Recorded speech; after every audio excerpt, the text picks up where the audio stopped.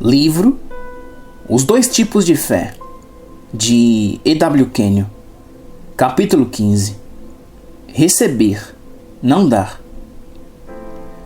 Temos transmitido uma mensagem errada ao mundo. Nossa mensagem para as pessoas do mundo tem sido uma mensagem de ter que dar e desistir de algo.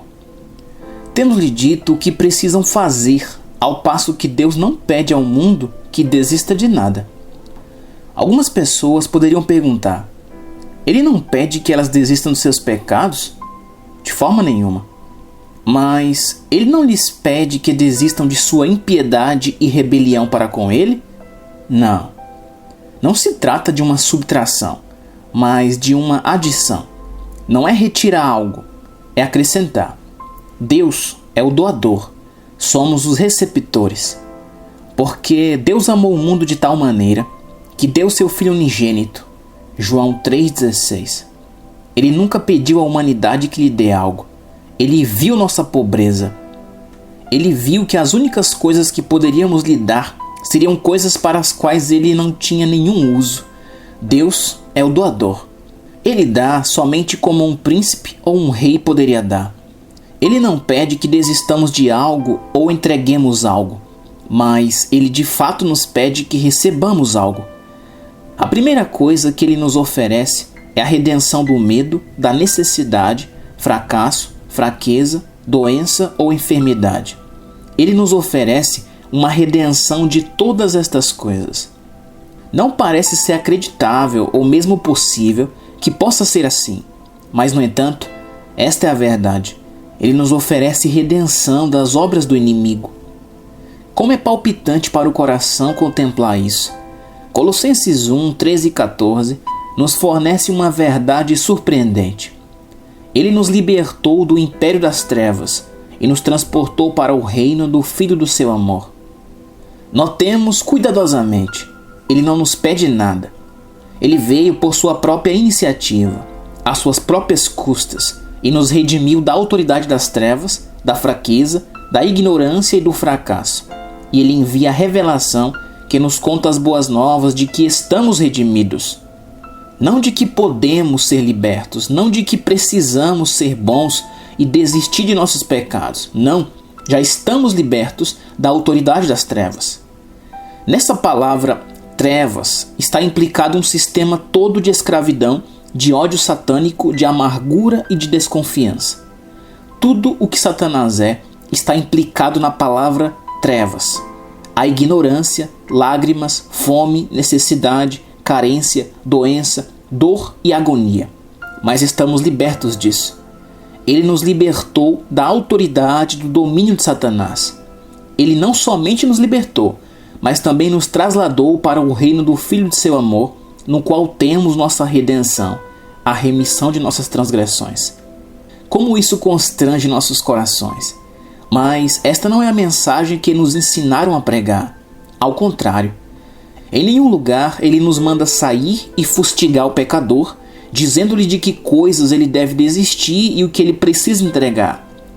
Se ele recebe Cristo como Salvador, isso é arrependimento. Se ele o confessa com seu coração como seu próprio Senhor, isso é crer.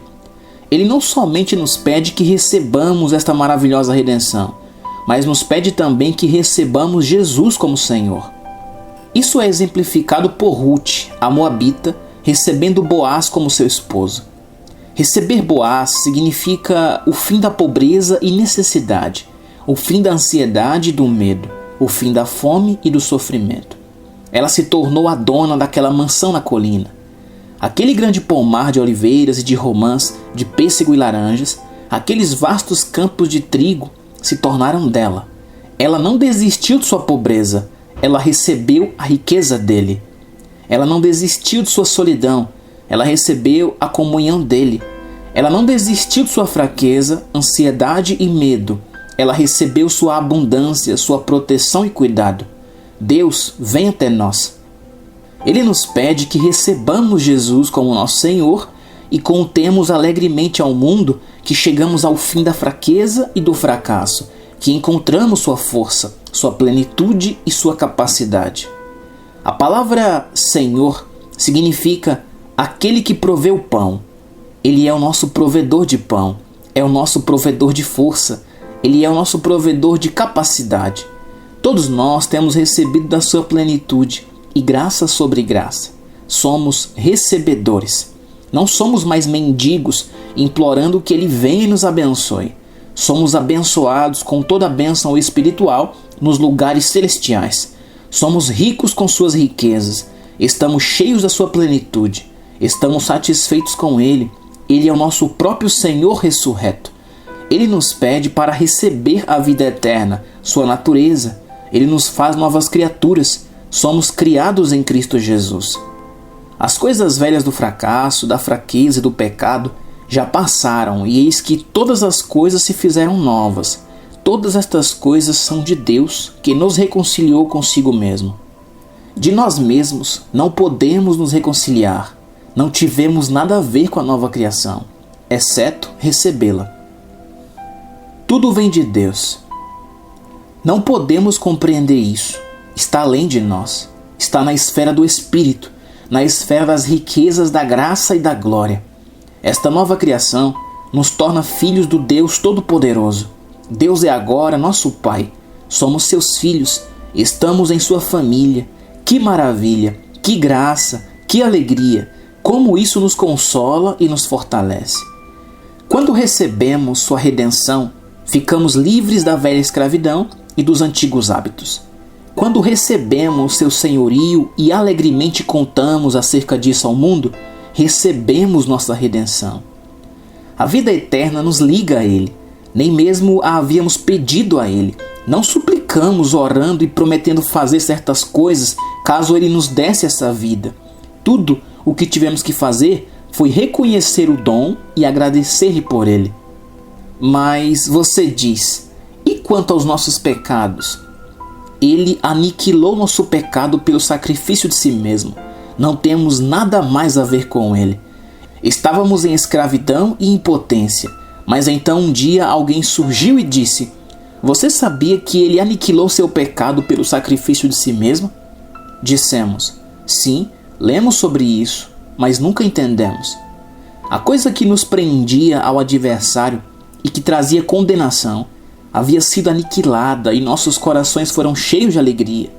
Ele mesmo carregou em seu corpo, sobre o madeiro, os nossos pecados. Ele foi feito pecado com o nosso pecado, para que pudéssemos nos tornar justos com a sua justiça. O pecado não mais tem nenhum domínio sobre nós. Todos nós andávamos desgarrados como ovelhas. Cada um se desviava pelo caminho. E o Pai colocou sobre Cristo tudo o que já fomos ou fizemos. João Batista disse, eis o Cordeiro de Deus que tira o pecado do mundo. Deus lidou com o problema do pecado. Ele não pede que lidemos com esse problema. Ele não pede que façamos nada a respeito disso. Ele nem mesmo pede que lamentemos ter sido pecadores. Por quê? Não tínhamos culpa de sermos pecadores. Deveria um homem ser culpado por nascer num certo país? Não, ele não teve nada a ver com isso.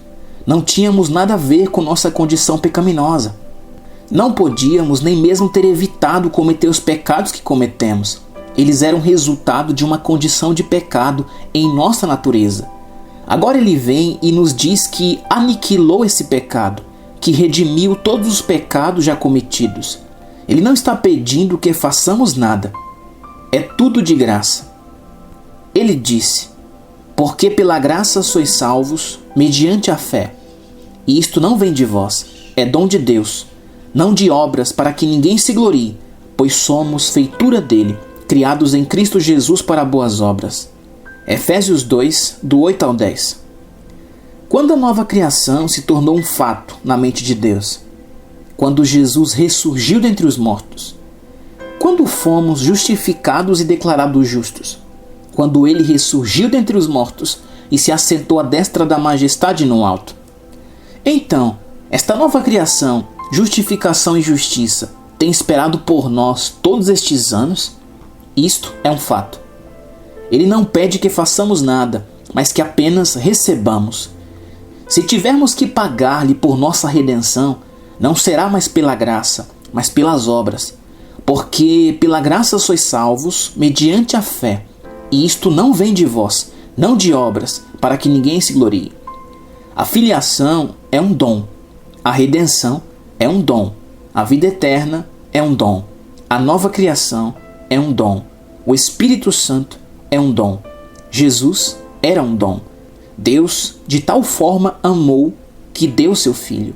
Jesus é um dom. O Pai é um dom. Não temos de pagar por algo dado de presente.